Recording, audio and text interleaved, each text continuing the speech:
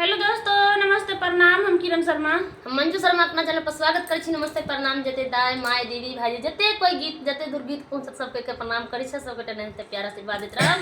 हमरा तो सुन के खोखियो होय लगे और हम दोनों देवरानी जेठानी जा रहल छी बहुत प्यारा सा झूमर गीत गावऽ। अहाँ सब जरूर सुनब और जरूर कमेंट करब, प्यार आशीर्वाद देब। आशा कर छी कि जरूर अहाँ सबके प्यार आशीर्वाद मिलते और मिलते और जहिना सपोर्ट कर छी ना हमेशा करते रहू, आगे बढ़ाबत रहू। बहुत यहाँ सबके प्यार आशीर्वाद मिले रह। तो देखियो पिया के महल केहन नीची ऊंची त कन्या के केहन कमल पिया के हवलिया महलिया नीची ऊंची छै है ननद।